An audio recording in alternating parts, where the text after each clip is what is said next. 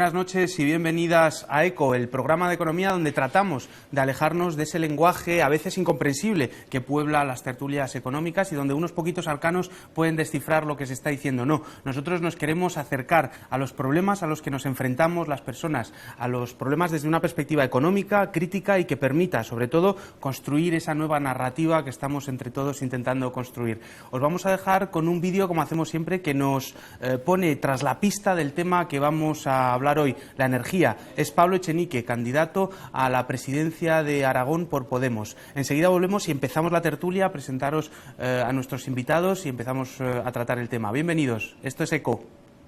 En cambio de modelo energético entendemos que necesita no solamente España, sino el mundo en general, ¿no? Si no queremos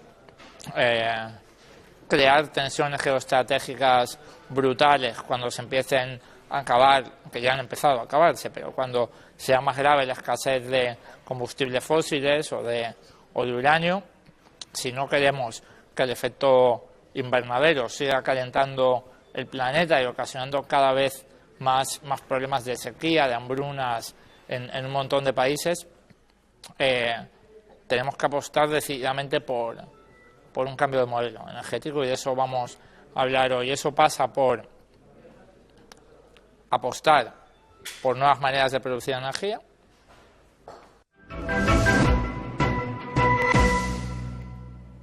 Efectivamente, pues hoy vamos a hablar de la energía para una nueva economía, y es que durante mucho tiempo la energía se ha considerado como un recurso estratégico por el cual se han desencadenado guerras, algunas de las cuales las tenemos en la memoria por su reciente acontecimiento, y es que no se puede hablar de economía sin tener en cuenta la energía, y sin embargo hemos desarrollado nuestro modelo de consumo, nuestro modelo de producción sin considerar esos límites y sin considerar ese modelo energético. Bien, pues hoy vamos a intentar preguntarnos sobre las capacidades que tenemos de cambiar y cuáles son las vías por donde podemos andar en la construcción de ese nuevo modelo energético, y para eso sinceramente estamos muy orgullosos de la mesa que hemos configurado hoy, porque si queremos entender el modelo energético que tenemos en España y cuáles son las vías de solución, yo creo que esta es la mesa perfecta. Vamos a pasar a presentar a nuestros invitados. En primer lugar tenemos a Marta Victoria, doctora en energía solar y miembro de la plataforma o del Observatorio Crítico de la Energía. Muchas gracias y bienvenida. Gracias. Y también tenemos a Ignacio Martil, catedrático de Electrónica de la Universidad Complutense y miembro de Econonuestra. Muchísimas gracias y bienvenido. Buenas noches, gracias a vosotros. Y a Coté Romero, que es coordinadora de ECO y de la Plataforma por un Nuevo Modelo Energético. Muchísimas gracias por estar con nosotros. Gracias a vosotros. Pues si queréis empezamos dando una primera aproximación a lo que nos decía Pablo Echenique y al tema en general. ¿Cuál es vuestra posición, Marta? Una primera valoración del tema que estamos tratando, energía para la nueva economía. Bueno, yo creo que Pablo lo ha dicho muy bien, y en el caso de España esto se concreta en que el 80% de la energía que consumimos la importamos a través de combustibles fósiles. Esto claramente hace que nuestro sistema sea insostenible, pero no solo tiene esta vertiente, y podemos nombrar muchas más. No me voy a extender, pero una de ellas es que en la situación actual en nuestro país hay muchas personas, hasta un total de 4 millones de personas, que viven en pobreza energética, que no pueden satisfacer sus necesidades energéticas básicas. Esto es, que no pueden tener su casa a una temperatura adecuada, que pasan frío porque no pueden pagar su factura eléctrica. Esto es la situación actual del sistema eléctrico en nuestro país. Bueno, ineficiencias, pobreza energética. Ignacio, una primera valoración. Bueno, es que un poco en relación con lo que ha contado Marta, resulta que ese 80% de energía que tenemos que importar se traduce en 40.000 millones de euros todos los años que tenemos que gastarnos en traer carbón, gas y petróleo. Es muy curioso que cuando los responsables políticos actuales hablan de esto, del déficit y del déficit comercial, en los 2 últimos años nos decían, excluyendo los productos energéticos, hemos tenido superávit, como si los productos energéticos no hubiera que comprarlos. Es decir, es mentira que hayamos tenido alguna vez, algún año, superávit comercial. Nunca lo hemos tenido, siempre tenemos déficit. Y ese déficit viene marcado fundamentalmente por los productos energéticos. Luego, algo hay que hacer, evidentemente. Claro, y eso tiene que ver con lo que decíamos al principio de no internalizar esos límites físicos y esa energía dentro del relato económico, ¿no, Coté? Efectivamente, nuestro actual modelo energético es muy dependiente de la quema de los combustibles fósiles y de la energía nuclear. Y tanto unos como otros, estas fuentes energéticas no están internalizando todos los costes que tienen ambientales y en la salud de las personas. Podemos resumir, tanto como ha dicho Marta, como ha dicho nuestro compañero, que nuestro modelo energético es centralizado, es sucio, es peligroso, cada vez es más caro, porque los combustibles fósiles cada vez son más caros, y además no es democrático. Las alternativas son todo lo contrario. Permiten no solo que puedan ser un modelo descentralizado y democrático, sino, como bien reflejaba Marta, el tema tan tremendo de la pobreza energética, es un modelo en las alternativas que permite ser un modelo solidario con las personas que tienen problemas para abordar el pago de sus facturas energéticas. Perfecto. Pues yo creo que hemos tenido una primera aproximación que nos permite ver cuál es la panorámica y los problemas a los que nos estamos enfrentando. Sin embargo, la configuración de cada país es diferente y el mercado energético en cada país tiene unas características diferentes. Vamos a adentrarnos en cuál es el modelo energético español y lo vamos a hacer empezando con un vídeo de Jorge Morales. Enseguida volvemos después para poder hablar de ello. El modelo energético español tiene, a mi juicio, dos características esenciales. Una de ellas es que es un país bastante aislado del resto de Europa, lo cual hace que sea peculiar, en particular en el sistema eléctrico. Tenemos una pequeña interconexión con Francia, pero es muy pequeña en comparación con la demanda de electricidad que nosotros tenemos, ¿vale? Eso hace que sea muy especial. En segundo lugar, se caracteriza por tener una gran penetración de energías renovables. Ambas cosas juntas hacen que el sistema sea muy peculiar, ¿vale? Es decir, hay países que tienen más penetración en renovable que España, por ejemplo Dinamarca, pero tienen unas interconexiones muy superiores a las de España, con lo cual el sistema es radicalmente diferente. ¿Por qué es tan relevante esta relación entre renovables e interconexión? Pues muy sencillo, porque como los renovables son variables, no siempre hay el mismo sol o el mismo viento, es muy importante tener interconexiones con los países vecinos para poder compensar las variaciones de renovables. Por tanto, es mucho más difícil gestionar un sistema aislado con renovables que un sistema integrado con renovables. Efectivamente, nos hablaban de la particularidad que tiene las energías renovables, pero eso no ha sido un impedimento, como nos decía Jorge, activista de la plataforma por un nuevo modelo energético, para que España en algún momento haya liderado la producción en energías renovables, ¿no, Marta?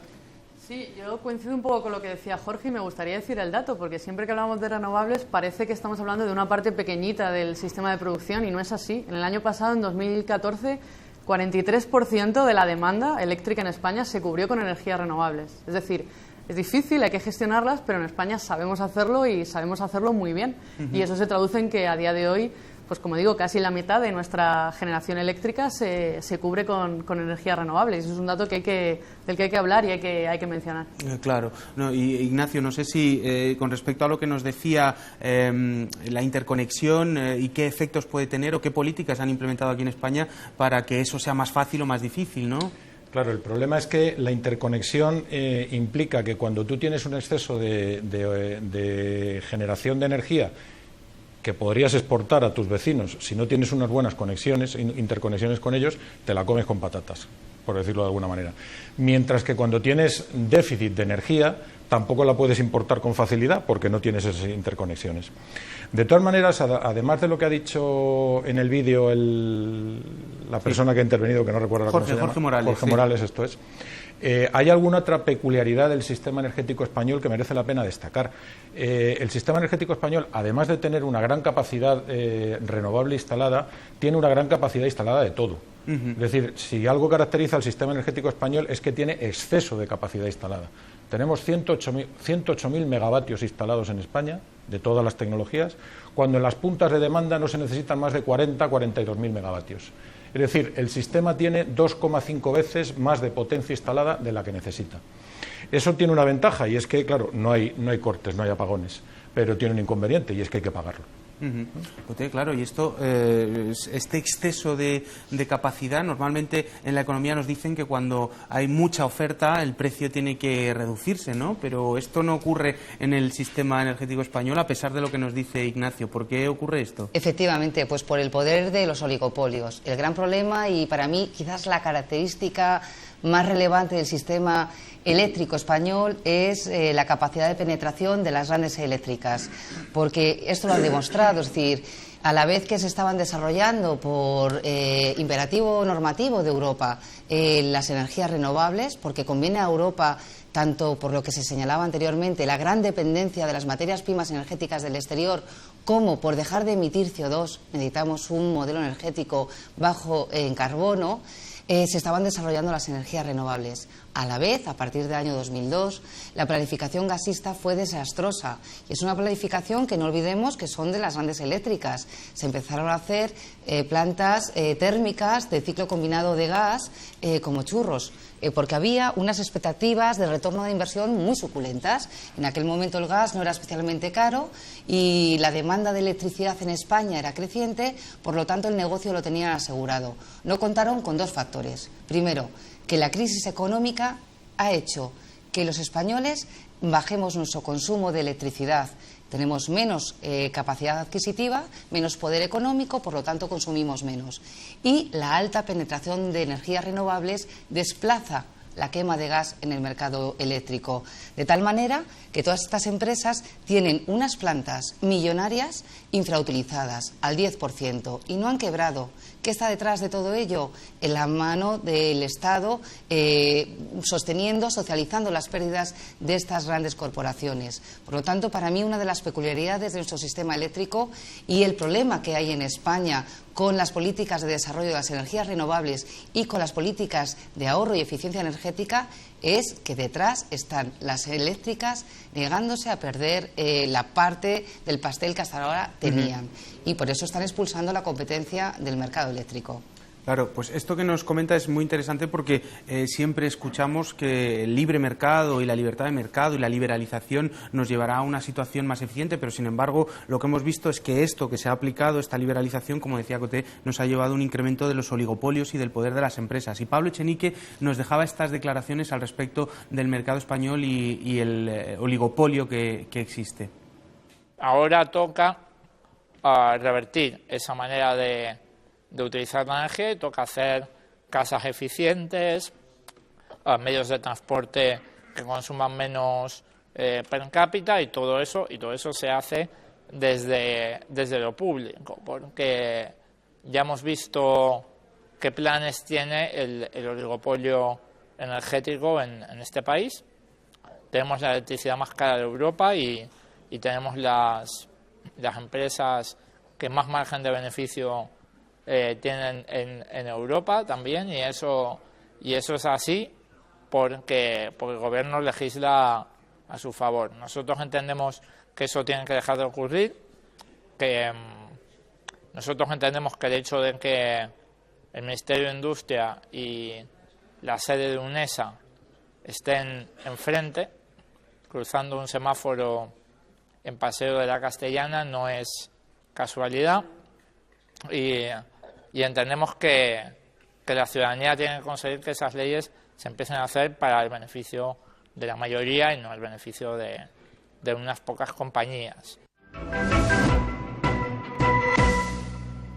Bueno, muy interesante porque lo que nos está diciendo básicamente es que la regulación del sector eléctrico está capturada por las empresas del sector eléctrico. Ignacio, ¿es así? Es decir, la actividad legislativa, la regulación está dictada por las grandes empresas. Bueno, es que de hecho esto funciona como un oligopolio. Es decir, las empresas... Es que es muy curioso el asunto. Las empresas que gestionan la producción de electricidad son tres mal contadas. Son grandes empresas multinacionales.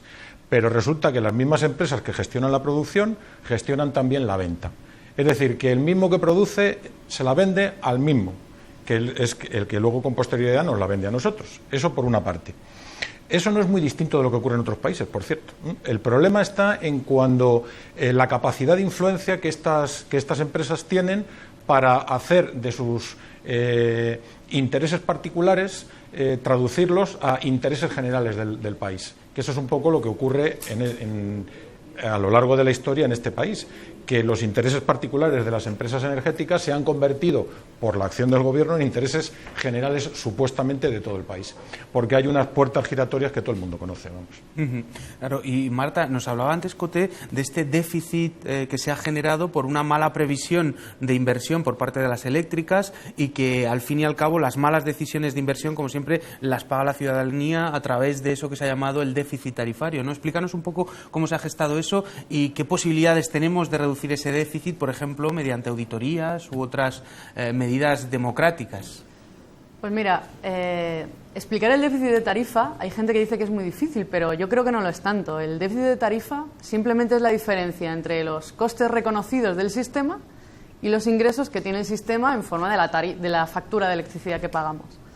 ¿Dónde está el truco? Pues el truco está en qué son costes reconocidos. El problema es que se reconocen una serie de costes cuya legitimidad es cuanto menos dudosa. Seguro que salen algunos a lo largo de la conversación, pero, por ejemplo, los beneficios totalmente desmesurados que tienen hoy en día las centrales hidroeléctricas y nucleares son muy, muy injustificados. Conceptos como los costes de transición a la competencia o el extra que han cobrado las eléctricas por este concepto, los pagos por interrumpibilidad, que seguro que saldrán también. Entonces, ¿qué es lo que desde el observatorio pensamos que hay que hacer? Bueno, pues nosotros proponemos hacer una auditoría, es decir, estudiar exactamente cuál es el origen de todos estos costes reconocidos y ver qué parte de la deuda llamada déficit de tarifa es legítima y como tal debemos asumirla como consumidores y qué parte no lo es y como tal debemos negarnos a pagarla. ¿Y qué capacidad? Esto es lo que nos hablabas antes, Coté Romero, del incremento de la democratización en la energía. Este tipo de auditorías nos llevaría hacia esa democratización y reducción de la dependencia energética que soporta España, pero sin embargo las acciones del Gobierno parece que son radicalmente las opuestas, o por lo menos el ministro Soria así se ha manifestado en diversas ocasiones, ¿no? ¿Esto se debe a las puertas giratorias? Esto se debe exactamente a esta connivencia de los gobiernos de turno con el poder económico y en este caso con el poder de las eléctricas. Este déficit de tarifa que también nos ha explicado Marta, realmente nosotros desde la plataforma, donde también está el Observatorio Crítico de la Energía y muchísimas otras organizaciones, exigimos una auditoría de costes. En muy poquitas horas conseguimos más de 180.000 firmas, se las llevamos al comisario europeo de energía de aquel entonces, Oettinger, y por supuesto las llevamos al Congreso de los Diputados. Y el rodillo de la mayoría absoluta del actual Gobierno ha hecho que no se haga una auditoría de costes. Es inconcebible. De hecho, uno le pregunta a la patronal de las eléctricas por la auditoría de costes y realmente se ríen diciendo, pero ¿por qué nos van a hacer a nosotros una auditoría? Nosotros no somos una empresa pública. Pues sí, señor, porque están gestionando un bien común esencial para la vida de las personas, pero también para la economía del país. De tal manera que lo primero de todo que queremos es transparencia. La transparencia es sana, o sea, es lo primero que tenemos que exigir en este opaco modelo energético que nadie entiende nada y que seguro que los que nos están mirando en televisión lo único que entienden de la energía es lo que les toca pagar en su factura del gas o de la luz a final del mes. Entonces, bueno, pues estamos haciendo mucha pedagogía en materia de energía, de poder hablar las cosas claritas, que todo el mundo podamos entendernos, porque en el momento que algo no entendemos, nos desafectamos. Y si nos desafectamos, permitimos que otros, que tienen intereses económicos, las grandes eléctricas, tomen decisiones muy importantes por nosotros. Bueno, Coté dice una cosa esencial y es el precio de la electricidad que aparece en nuestra factura. Vamos a poner un gráfico que nos habla precisamente del componente y de qué compone ese precio y le preguntamos a Ignacio, que además quería intervenir, y que nos expliques mientras este gráfico, justo mientras antes hablamos. De que aparezca el gráfico, es que quería decir, a propósito de esto del déficit de tarifa, por hacer un símil, el déficit de tarifa es como la patada hacia adelante del rugby. Es decir, cuando algo no lo vamos a pagar ahora, le damos una patada y en el futuro alguien lo pagará. Es decir, mi hijo, que ahora tiene 16 años, cuando gane dinero y cuando trabaje, pagará en su recibo de la luz déficit de tarifa. Y sus hijos, si los tiene, pues también pagarán déficit de tarifa. Es la patada hacia adelante de los bancos, la patada hacia adelante de tantas otras cosas. Por malas decisiones de inversión de las eléctricas. Explícanos el gráfico que nos comentabas, porque ahí están los componentes del precio de la electricidad, una gran parte de los cuales es de los costes regulados, ¿no? Claro, es que lo del recibo de la luz es muy interesante, porque desde hace relativamente pocos meses nos envían un quesito en el que nos cuentan cuáles son las componentes del recibo. Y las eléctricas nos dicen que la gran mayoría de lo que pagamos en el recibo son impuestos y nada tienen que ver con el precio de la electricidad, y es mentira. Lo que tiene que ver con el precio de la electricidad en ese gráfico es ese 22 en verde. Ese es el coste de la subasta, por así decirlo. Pero el otro 52 que está en azul también son ingresos del sistema eléctrico. Lo que pasa que son lo que llaman costes regulados, algunos de los cuales explican y otros no explican.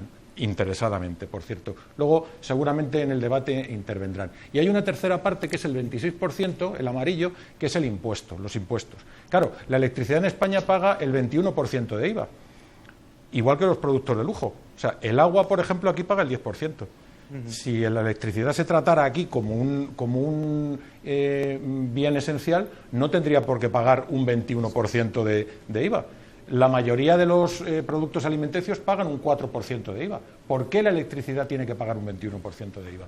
Es que esa factura se reduciría mucho solo con eso. Claro, y recordemos además que los costes no son costes reales, son decisiones políticas que se han decidido traducir en esa palabra que se llama costes. Marta me pedía la palabra. Vamos a pasar a un vídeo de Jorge Morales donde nos habla de si es cierto o no es cierto que las eléctricas tienen ingresos y cuántos ingresos tienen las eléctricas, y enseguida vamos contigo, Marta. En el sector eléctrico en España aproximadamente factura del orden de 36.000 millones de euros al año más impuestos, ¿vale? Las empresas eléctricas en España, las tres principales eléctricas, ganan del orden de 6.000 millones de euros anuales.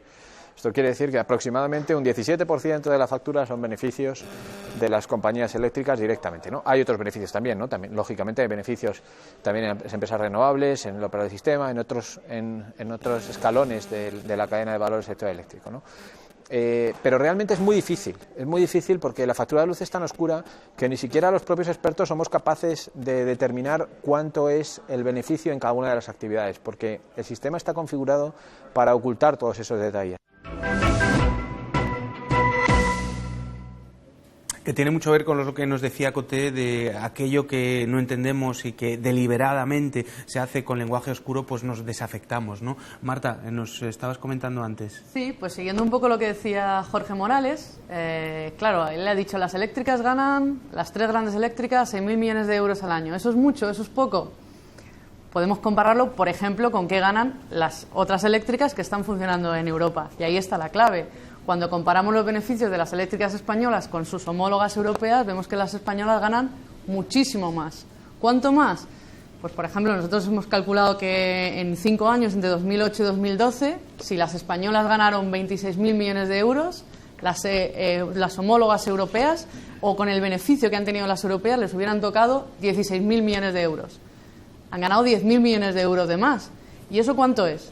Pues más o menos la mitad del déficit de tarifa que se generó ese año. Entonces, aquí hay un poco de truco, es decir, si comparamos o si vemos que esos beneficios extra los comparamos con el déficit de tarifa, que la deuda que estamos asumiendo como consumidores, y con el dato que decía al principio, con el hecho de que muchos ciudadanos no puedan pagar su factura de electricidad, pues vamos, parece que tenemos un sistema que no termina de funcionar, ¿no? Claro, no, y nos señalan unas contradicciones que son, Coté, creo que nos quieres decir algo. Sí, al calor de lo que se está comentando aquí, que comentaba Ignacio, pues es una realidad que ahora mismo la factura de la luz lo único que señala del quesito es las primas de fomento a las energías renovables. Exacto. Todo esto es ideológico. Esto es una batalla campal contra las alternativas energéticas. De ahí que las eléctricas no solo han sabido pulsar la política energética y que desde el año 2010 virase, sino que además han pulsado otro botón muy importante. Han sabido conformar la opinión pública a través de los medios de comunicación. Y todo el mundo cree que el dichoso déficit de tarifas es debido a las primas de fomento a las energías renovables. Esto es falaz, absolutamente falaz, y es ideológico. Por eso, Ignacio nos tiene que explicar en un quesito que toda la parte de costes regulados también hay precios de generación de la electricidad que nosotros consumimos. Pero vamos a estudiarlos en realidad y vamos a ver cuánto de esos costes de generación va a parar a las arcas de las grandes eléctricas. Bueno, pues yo creo que hemos podido pergeñar cuál es el sistema o las principales características del sistema energético español: oligopólico, sucio, peligroso, que nos hace ser dependientes energéticamente, pero sin embargo hay unas alternativas que están encima de la mesa y que, a pesar de que son sistemáticamente vilipendiadas, o por lo menos en las últimas legislaturas, están ahí, son alternativas y se están utilizando en muchos sitios. Vamos a ver a Daniel Carralero, que nos hablaba del posible nuevo modelo energético, y vamos a adentrarnos en el mundo de las energías renovables para hablar de esta alternativa. Si nos preguntamos si es posible hacer otro modelo energético, la respuesta es un rotundo sí. Es decir, realmente hacer un modelo perfecto que solucione todos nuestros problemas puede ser muy difícil, pero hacer un modelo que funcione mucho mejor de lo que funciona ahora, que sea mucho más justo y que sea mucho más sostenible, por supuesto que es posible.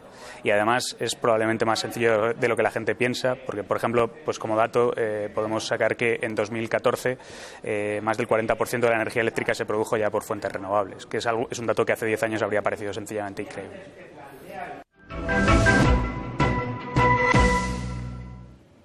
Daniel Carralero es investigador en el Instituto Max Planck, aunque a él a veces le gusta decir que es un investigador exiliado por la crisis económica. En cualquier caso, nos hablaba de la realidad de estas energías renovables, pero muchas veces, Ignacio, nos hablan de esas energías renovables como unas alternativas limpias pero caras frente a las alternativas sucias pero baratas de las energías no renovables, ¿no? Eso es una falacia, ¿verdad? Sí, claro que es una falacia, porque es que vamos a ver, las energías sucias son baratas en la medida en que toda la inversión que se hizo en las centrales que funcionan con estas energías está más amortizada que otra cosa. La energía que generan las centrales nucleares españolas, por ejemplo, la inversión de las centrales nucleares está completamente amortizada.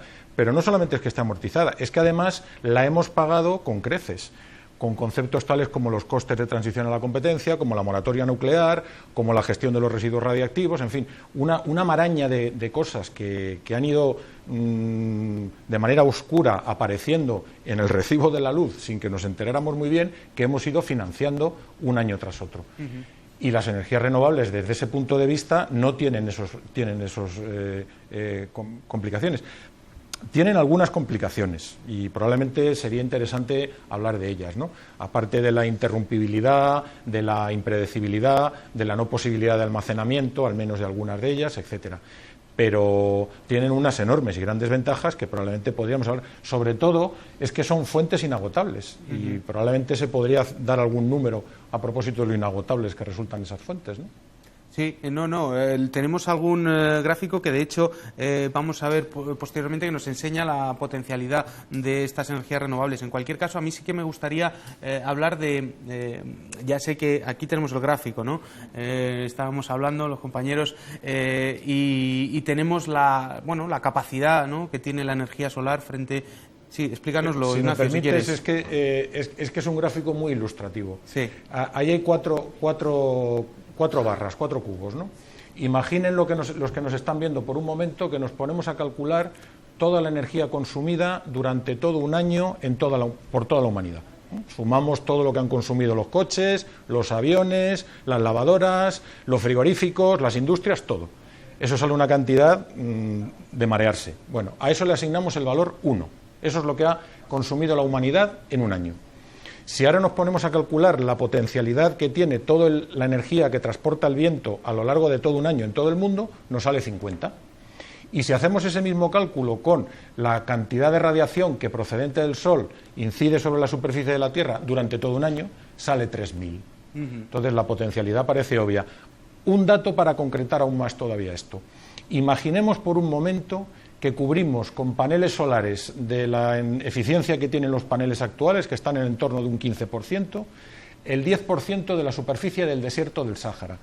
Es irreal, es un símil para imaginarnos. El 10% de la superficie del Sáhara es aproximadamente 2 veces la superficie de España. Bueno, pues si eso se pudiera hacer, esos paneles solares generarían ese 1, es decir, toda la energía que consume toda la humanidad en todo un año.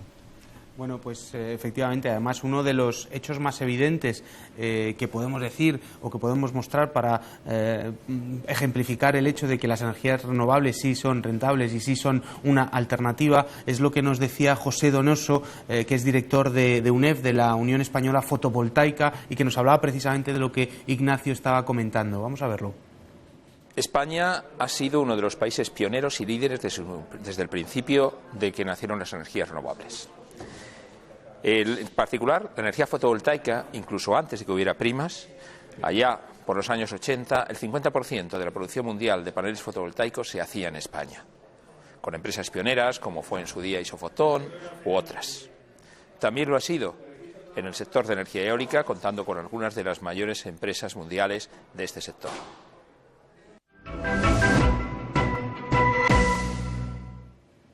Bueno, en economía no hay nada neutral y todo responde a cuestiones políticas, y efectivamente el hecho de que, Marta, de que al principio o hace unos años España fuera líder y ahora no, eso refleja unas políticas concretas, no es un hecho natural, no es la competencia libre probablemente haría que las renovables fueran rentables, ¿verdad?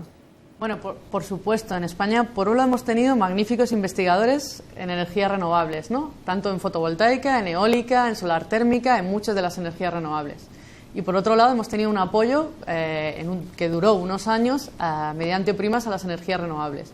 Esto ha sido, como dicen algunos... Las primas, perdona, explícanos las primas exactamente qué son, que son ayudas que se daban para la generación, ¿no? Las primas son unos incentivos económicos que se dan a una tecnología cuando la tecnología empieza a desarrollarse para permitir que se fabrique, que alcance un determinado tamaño, y en ese tamaño, pues mediante la escala y mediante la curva de aprendizaje, abarate su coste, ¿no? Entonces, esto precisamente es lo que han conseguido también las primas en España. Probablemente los procesos y la legislación podría haber sido mejor, y podemos hablar de ello. Pero lo que hay que reconocer es que las primas y el dinero invertido se traducen que a día de hoy la energía solar fotovoltaica, por ejemplo, es muchísimo más barata de lo que era hace unos años, y de que en estos momentos es totalmente competitiva con fuentes de generación tradicionales, carbón, gas, nuclear y con todas ellas, ¿no? Es decir, las primas han supuesto una inversión y una ayuda para, como digo, recorrer esta curva de aprendizaje y de abaratamiento de la tecnología, y eso hay que decirlo también. Reducir los costes de entrada, ¿no? Que también en cierto sentido... Coté, hay una cuestión, y es que la política del Gobierno es un poco, bueno, evidentemente está capturada, como decíamos, por las eléctricas, pero es un poco errática porque incluso algunas le han empezado a denunciar, o esta penalización, este cambio de regulación que ha existido ha causado cierto revuelo, ¿verdad?, en el sector eléctrico, claro, con la eliminación de las primas, en fin. Claro, es decir, ha sido todo un parcheo normativo tras otro y desde luego no hay una planificación estratégica en materia de energía, porque cualquier estratega de primer curso sabría que posicionar toda nuestra demanda de energía en la importación es un disparate económico. Pero si, claro, teniendo además a un presidente de gobierno cuyo primo catedrático de física nos habla que no existe el cambio climático, pues es que ya cuestiones ambientales de sentido común pues tampoco las van a tener en cuenta. Y me parece muy importante lo que estaba comentando Marta de la curva de aprendizaje de estas tecnologías. Ahora mismo, para que la gente que nos escucha le impacte, cualquiera de nosotros en nuestras casas, con un panel en nuestro tejado, vamos a tener una electricidad más competitiva que la que nos suministra la compañía eléctrica. Entonces, si no necesitamos ninguna ayuda económica porque ya es más barato, ¿por qué no estamos todos instalando estos paneles en nuestras casas? ¿Qué hay detrás de todo ello? Pues la mano del oligopolio, de nuevo, a través de la política energética. Y es una política energética que no está quitando ayudas económicas o primas, etcétera. No, es que está impidiendo normativamente que se desarrolle la fotovoltaica. En este caso, ¿cómo? A través, ¿no? Claro, la autoproducción, ya no digamos la autoproducción con balance neto, sino simplemente la autoproducción tal y como estaba regulada. Hay un borrador que es muy pernicioso en un cajón del Ministerio de Industria que se nos amenaza un mes tras otro con que se va a aprobar y que tiene unas medidas económicas y una tramitación administrativa que desincentiva que todos nosotros podamos ser titulares de parte de la totalidad de la energía que consumimos. Entonces, esto es tan escandaloso que cuando este borrador de la norma que salió en verano de 2013, nos fuimos a Europa a enseñárselo a la Dirección General de Energía, y nos comentaron que efectivamente esta norma hay jurídicamente por muchos lugares por donde cogerla, pero que hasta que no se aprobase no se podría combatir jurídicamente.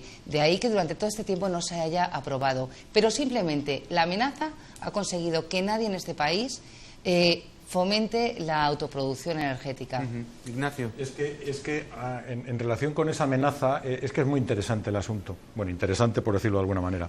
De lo que habla ese decreto que está pendiente es de lo que se conoce como el peaje de respaldo. ¿Qué quiere decir eso del peaje de respaldo? Pues que cualquiera que instale un panel solar en su casa va a tener que pagar un impuesto, que significa lo siguiente. Haciéndolo con un ejemplo yo creo que se puede entender muy bien.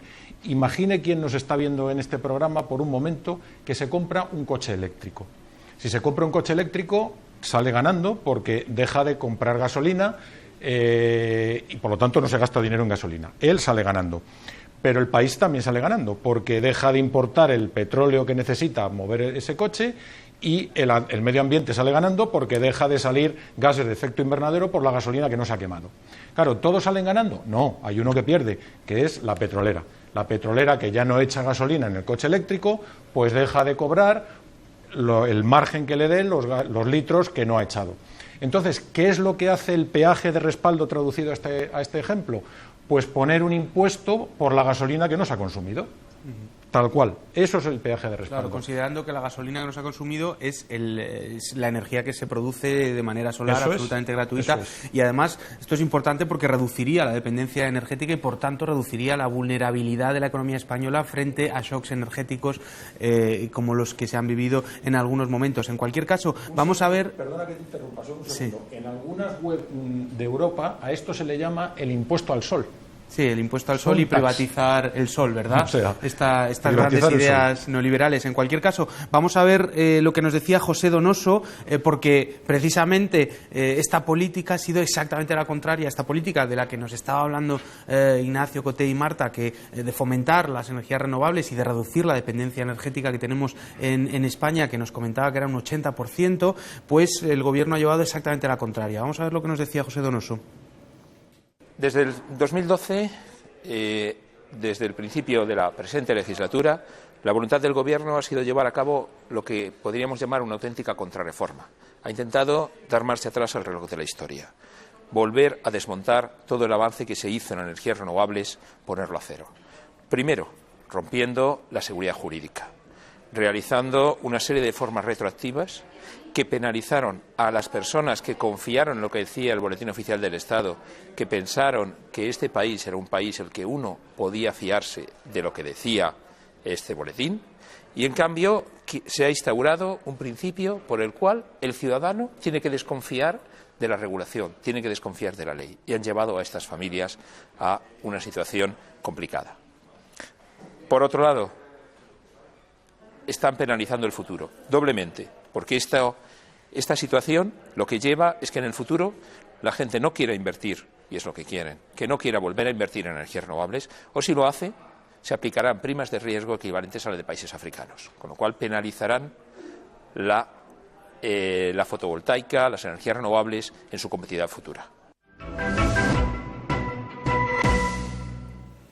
Claro, esto es muy curioso y sintomático porque significa que con un cambio de normativa cambia la situación del sector. ¿Eso es así? ¿Es tan fácil como con un cambio de normativa podemos cambiar o potenciar las energías renovables, reducir la dependencia energética, mejorar la calidad del aire y de vida de las personas? Marta, ¿es así?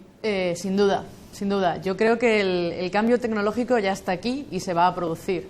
La cuestión es si somos capaces de que ese cambio tecnológico implique simultáneamente una democratización de la energía, como permiten estas fuentes renovables, y permite que cada persona sea propietaria de su pequeña instalación doméstica, lo cual es beneficioso desde el punto de vista de aumento de la eficiencia, disminución de las emisiones, que la gente sea más consciente de la energía que produce y consume, beneficioso desde muchos aspectos. Entonces, la cuestión, lo que estamos esperando, lo que estamos debatiendo en los próximos años es si este cambio tecnológico implica, como digo, también un cambio en la democratización de la energía, o si simplemente, dentro de unos años, cuando el sector, el oligopolio eléctrico haya conseguido expulsar a todo el mundo que no sean grandes empresas del oligopolio, pues acabarán ellos mismos desarrollando la energía fotovoltaica y siendo los únicos propietarios de estas centrales, ¿no? Pero yo creo que el cambio, vamos, es innegociable que está aquí. Muy bien, Coté. Para nosotros esto que dice Marta es capital, porque con el cambio de modelo energético que se va a producir sí o sí, es decir, es un imperativo económico y es una revolución que se está dando en todo el mundo. Hay lugares donde las grandes corporaciones la frenan más la transición energética y otros donde empieza a ser una realidad más palpable. La realidad es que la transición energética se va a producir. Pero ¿en manos de quién va a estar esta transición energética? Para nosotros lo que es muy importante es que la transición energética esté en manos de la ciudadanía, una ciudadanía consciente y empoderada, titular de la energía que precisa para su vida cotidiana y sobre todo romper este tremendo poder de las grandes corporaciones. Y hablamos de energía, pero podemos trasladar esto a cualquier otro sector económico como la alimentación, como la ropa, como cualquier elemento que necesitamos en nuestra vida cotidiana. Tenemos una oportunidad de oro con el cambio de modelo energético para cambiar el modelo social y el modelo económico. Pues nos están hablando de una cuestión que nos permite adentrarnos en el futuro. Nos están hablando del futuro, de cuál es ese plan o ese camino que nos trazan las energías renovables y que nos permiten no solo cambiar de modelo energético, sino que eso sea el pilar de ese cambio de modelo productivo por el que muchos estamos luchando. Vamos a escuchar a Daniel Carralero, que nos hablaba de este cambio de modelo productivo y del papel que pueden jugar las renovables en él, y nos adentramos en las alternativas de futuro. Las energías renovables están ahora mismo en una situación en la cual simplemente sin que es decir, si no nos dedicáramos a poner palos en las ruedas como está haciendo ahora mismo el gobierno del PP, es decir, a legislar en contra de ellas, se desarrollarían bastante por sí mismas. A poco que hubiera unos planes de inversión razonables y con una perspectiva estratégica, pues las energías renovables sufrirían un gran desarrollo. Y luego la otra cosa en la que hay que invertir evidentemente es en eficiencia energética. Es decir, tenemos que consumir menos energía. Esto, por supuesto, es una cosa que nunca vamos a conseguir mientras sigan mandando las eléctricas porque ya no les interesa. Pero, bueno, pues hay que invertir. Nosotros hemos puesto como plan paradigmático pues el tema de la eficiencia energética, en la que se puede ahorrar bastante energía con relativamente poco dinero. Y este tipo de medidas, además, tienen la gran ventaja de que pueden permitir, simplemente invirtiendo los recursos que se liberarían con la reforma del mercado eléctrico, la creación de cientos de miles de puestos de trabajo.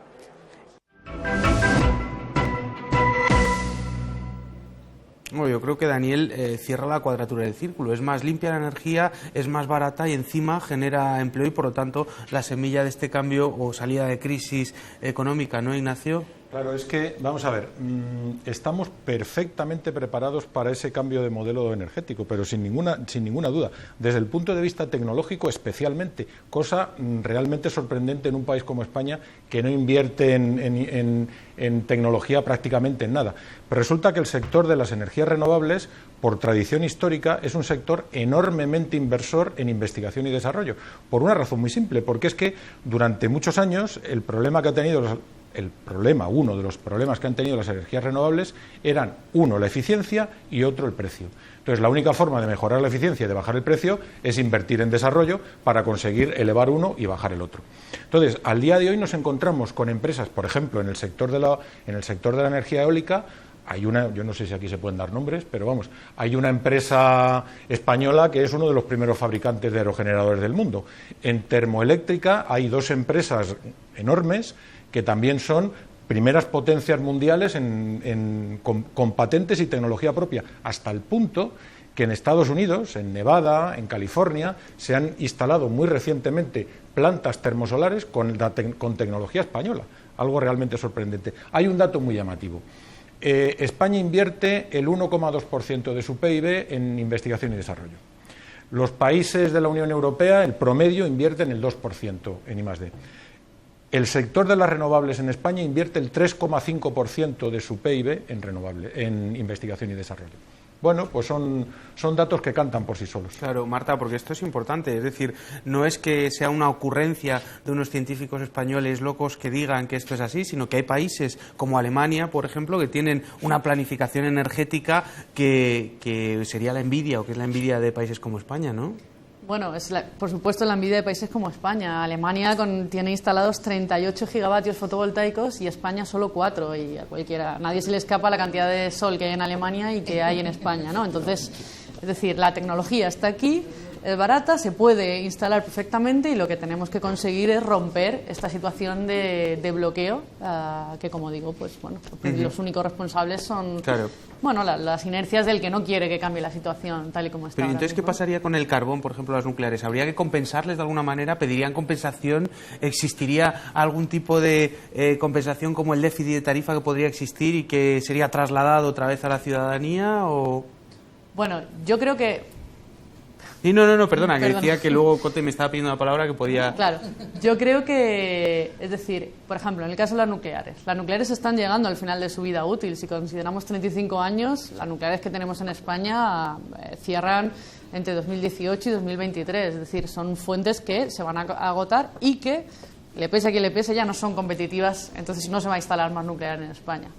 El tema del carbón... Yo creo que hay que pensarlo con cuidado. El carbón es una fuente de generación conflictiva porque emite muchísimo dióxido de carbono. El carbón representa apenas un 15% de nuestra generación de electricidad y es responsable del 60-65% de las emisiones de dióxido de carbono. Entonces es una fuente muy contaminante.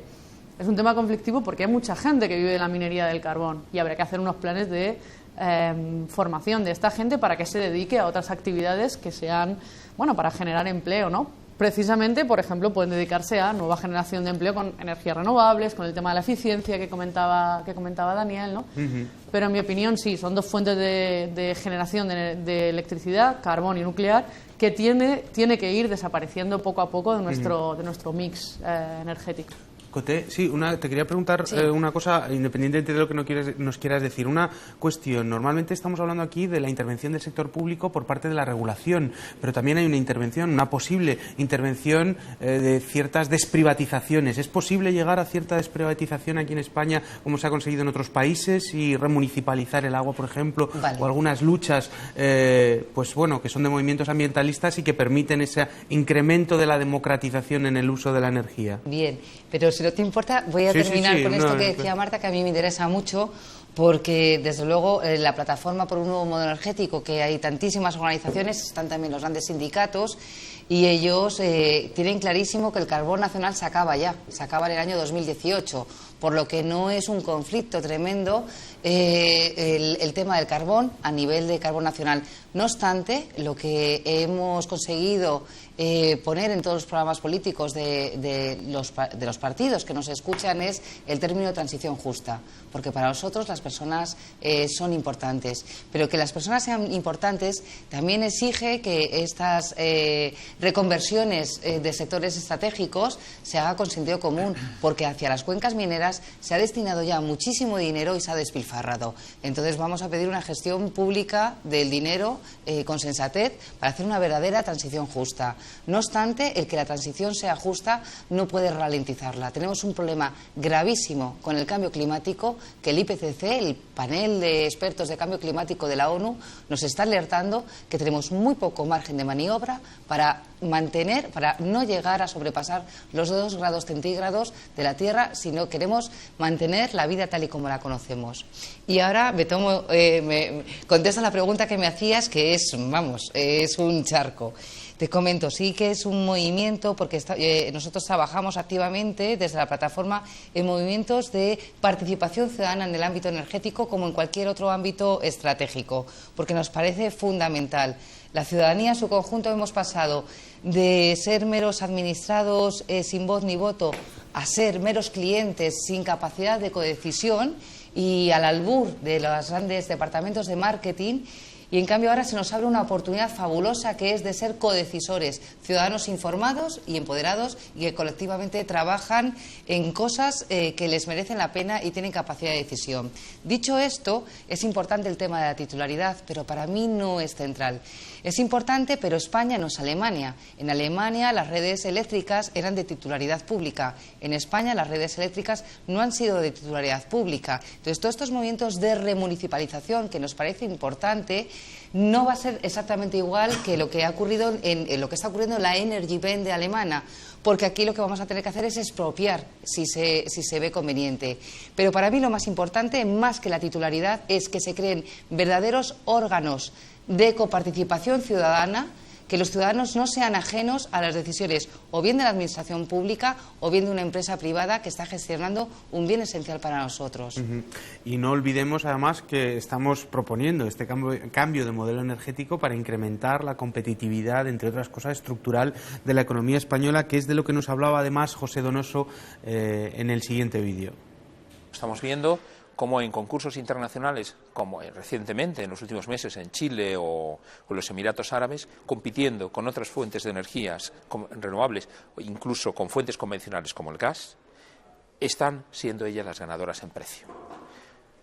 Si pensamos, por ejemplo, que tradicionalmente se nos ha querido vender, que la energía nuclear, siendo la más cara, nos la quieren vender como la más barata, el año pasado hemos visto que para conseguir el gobierno británico, y veremos si algún día se hace, que los inversores decidan construir una central nuclear en Hinkley Point, en el norte del Reino Unido, tienen que garantizar una prima de 135 euros megavatio hora durante 35 años. En estos concursos, el precio que se está pagando es entre 50 y 60 euros megavatio hora a la fotovoltaica.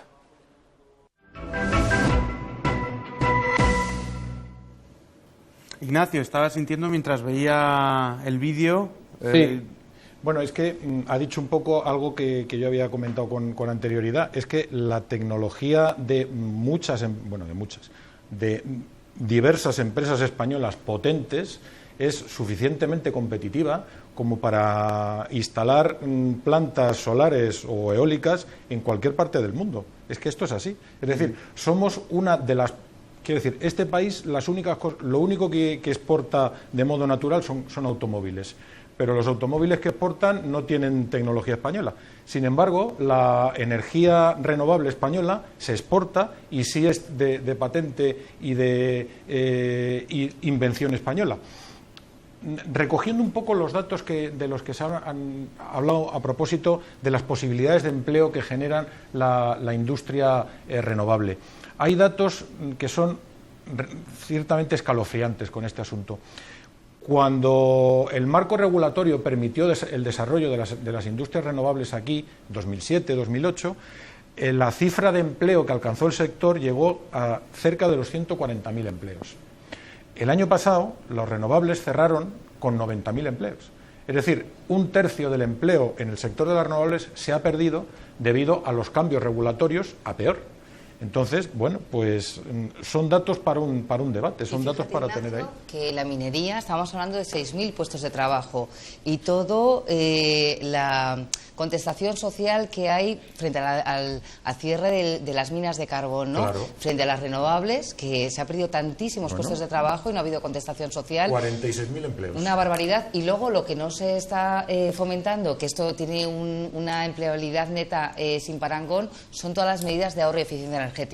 España tiene un parque inmobiliario construido sin normas de eficiencia energética. Ya dice el Centro de Energías Renovables, el CENER, el Centro Nacional, que prácticamente el 80% de nuestras viviendas precisan una rehabilitación energética urgente, porque despilfarramos la mitad de la energía que consumimos. Esto es un disparate. Es como este vaso de agua, si lo tenemos lleno de agujeros, para querer mantener un mínimo de nivel de agua, vamos a estar constantemente echando agua. Pues esto es lo que pasa con nuestros hogares para calentarlos.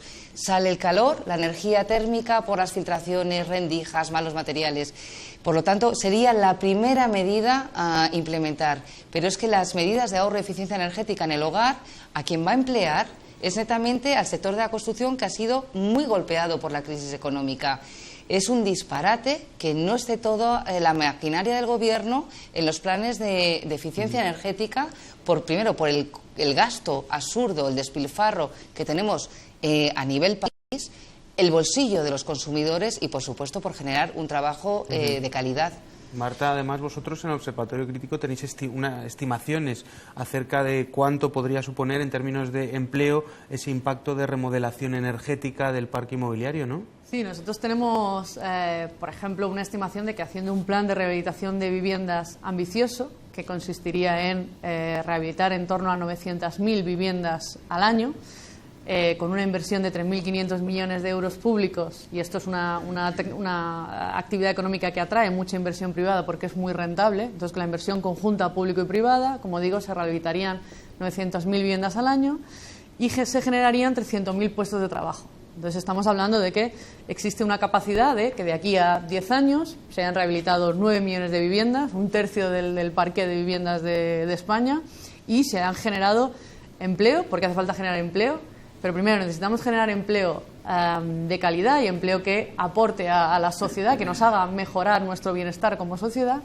y necesitamos generar empleo con actividades que nos permitan simultáneamente disminuir nuestro consumo de energía y nuestras emisiones de CO2, ¿no? Entonces, yo creo que el sector de la mejora de la eficiencia, por ejemplo, mejora de la eficiencia doméstica, pero también hay otros aspectos, otros sectores en los que la eficiencia es importante, y las renovables, bueno, pues claramente tiene que ser un pilar fundamental del cambio de modelo productivo, ¿no? De un nuevo proyecto que tenemos que construir entre todos como país, porque tendremos que decidir de qué queremos vivir, ¿no? Y yo creo que esto es lo que digo, eficiencia y renovables sin duda tiene que ser un pilar de este nuevo modelo. Ignacio. Es que el problema de la eficiencia energética va más allá de la edificación, que por descontado es fundamental, pero es que si nos adentramos en otros territorios, como por ejemplo la automoción, vamos a ver, una de las razones por las cuales España es tan necesitada de importar combustibles fósiles es por la enorme proporción que se lleva el transporte en la tarta de los combustibles. Mientras que en la Unión Europea, en promedio, los países destinan el 33% de lo que importan del petróleo a la automoción, en España esa cifra es el 43%. Y claro, hay que recordar que el vehículo por excelencia del siglo XX, que es el automóvil, es energéticamente muy poco eficiente. O sea, un motor de combustión interna tiene una eficiencia energética, en el mejor de los casos, de un 30%. ¿Qué quiere decir eso? Pues que de cada 100 euros que se queman en gasolina, solo 30 se invierten en mover el coche. Los otros 70 se queman también y emiten gases contaminantes, pero no sirven para nada. Entonces, bueno, ahí hay otro territorio que a lo mejor es ciencia ficción, pero yo lo dejo caer, claro, que es el vehículo eléctrico, en fin. Y los trenes, otras alternativas. Nos hemos cargado los trenes para el transporte de mercancías, cuando España tiene una red ferroviaria excelente para poder transportar las mercancías. Todo el tráfico de mercancías es por tráfico rodado, ¿no? Es realmente un disparate. Muy bien. Pues existen otros países, otras situaciones, otros contextos. Ya decimos que en el mercado no hay nada natural, son grandes proyectos políticos los que se ponen en marcha para configurar eso que se llama el mercado. Y Daniel Carralero nos hablaba precisamente de esas otras experiencias, de esos otros modelos donde podemos fijarnos. Lo que se hace bien en Alemania es que hay una planificación a medio plazo, es decir, ahí se entiende cuál es la importancia estratégica de esta cuestión. Y además se entiende a lo largo de prácticamente todo el espectro político. Es decir, mientras que aquí tenemos que en la izquierda hay una cierta conciencia de esto, pero la derecha se niega rotundamente a aceptar la importancia del medio ambiente o incluso simplemente la importancia estratégica del cambio de modelo energético, y tenemos cosas pues como de todo el PP, desde Rajoy con su primo a Aznar, que es un famoso negacionista del cambio climático, se niegan a aceptar la existencia de este problema. Y mientras tanto pues tenemos que en Alemania llevan 20 años en los cuales de una forma más o menos sistemática se ha estado apoyando el desarrollo de las energías renovables, tanto por políticas de prima como por políticas de investigación. Entonces eso, bueno, pues ha creado una cierta estabilidad que ha permitido el desarrollo y ha colocado a Alemania en una situación pionera. Claro, los grandes oligopolios tienen mayor poder allí donde las instituciones democráticas son más débiles. Vamos llegando un poquito al final del programa. Si les voy a pedir a los invitados una pequeña ronda de conclusión, tanto de lo que nos decía Daniel con la planificación que hay en otros países, como con vuestras perspectivas. Marta, empezamos contigo. Bueno, yo creo que tenemos que ser positivos porque tenemos motivos para ser positivos. Uno de ellos es que la tecnología, como digo, funciona, y no solo funciona a un coste que es asumible. Entonces, a mí me gustaría transmitir la idea de que el cambio de modelo energético se está produciendo y ya estamos inmersos en él.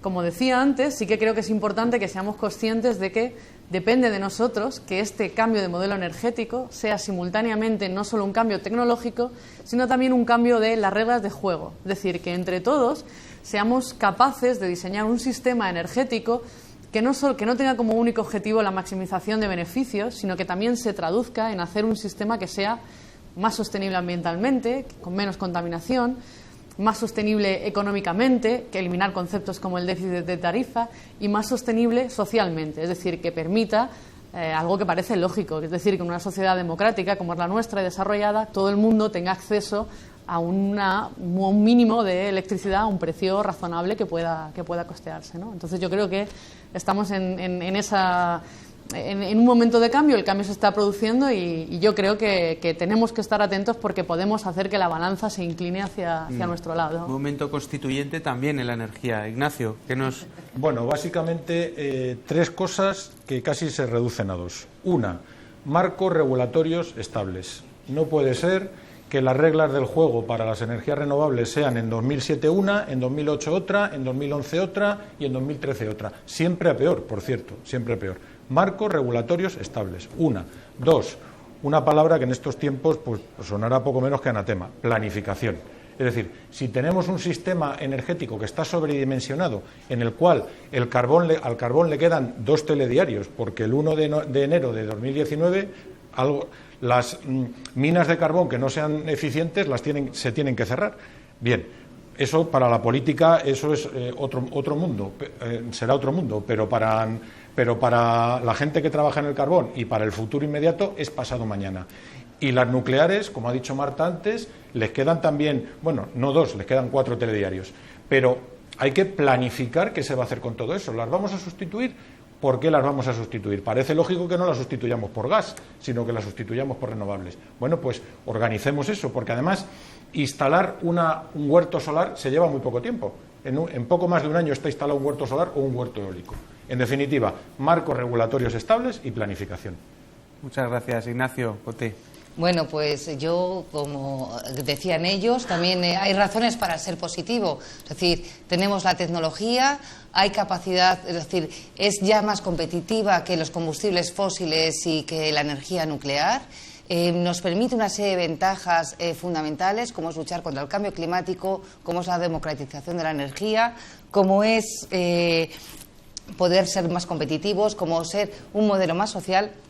Pero nada de esto va a cambiar si no hay una ciudadanía activa que empuja el cambio. Por eso este programa es muy importante. Este programa y cualquier charla de energía o informe que leamos, porque nos tiene que hacer movilizarnos. La energía es tan estratégica que los señores de la energía no van a permitir que se la arrebatemos. Es el fuego de los hechiceros, ¿no? Pues es el momento, en un momento de cambio importante, de cambios políticos, de cambios sociales. También tenemos que aprovechar el cambio de modelo energético como la oportunidad, la palanca para este cambio social que demandamos. Y para eso os necesitamos a todos vosotros que nos estáis viendo en este programa. De hecho, desde la plataforma acabamos de lanzar la semana pasada una acción muy arriesgada. En la plataforma hacemos 4 líneas de trabajo muy activas. Incidencia política, porque es fundamental, jurídica, mediática y concienciación ciudadana. Pues en esta línea, concienciación ciudadana, hemos lanzado una acción que se llama Yo rompo, yo devuelvo la factura del mes de mayo. No es no pagar, es devolver. Es una llamada de atención al Gobierno que está en connivencia con las eléctricas en contra de los intereses generales. Bueno, pues muchísimas gracias a los 3 por haber venido.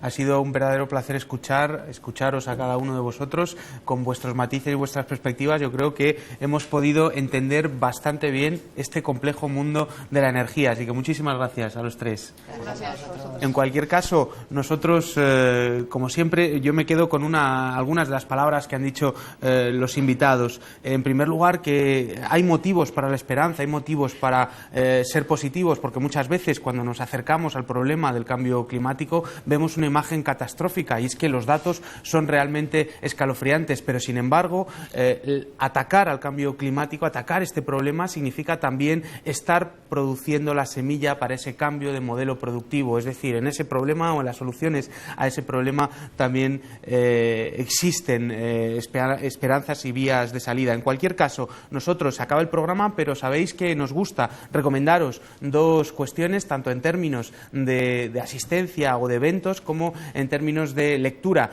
Hemos decidido daros o recomendaros 2 cosas contrapuestas. Por un lado, un congreso que tendrá lugar 27-28 de abril en Barcelona y que se llama Sustainable Brands y que intenta ver desde dentro del capitalismo cómo se pueden producir nuevas actividades económicas compatibles con estas nuevas energías verdes de las que hemos hablado. Sustainable Brands se llama. programa, 27 y 28 de abril. Pero también queremos daros otra opción, el último libro de Naomi Klein, Esto lo cambia todo, donde nos habla esta famosa periodista de que no hay cambio posible, no se puede luchar contra el cambio climático si no se sale del capitalismo. Bien, pues con estas dos opciones os dejamos, no sin antes deciros una cuestión. Los economistas son serios, lo llaman la ciencia lúgubre, pero nosotros hemos, en nuestro afán de remover conciencias económicas, vamos a hacer una fiestecita el 29 de abril a las 7 de la tarde. Vamos a celebrar una fiesta de lanzamiento de nuestro programa ECO en la calle Escuadra, número 11 de Madrid, en el local de ECO, que nos lo cede amablemente. Así que os esperamos, vamos a tener la oportunidad de encontrarnos entre nosotros y encontraros con vosotros. Muchísimas gracias. Nos despedimos hasta el próximo 4 de mayo, donde vamos a hacer un programa especial, los 100 días de Syriza en el Gobierno, muy importante. Así que nada más, muchas gracias y a difundir ECO.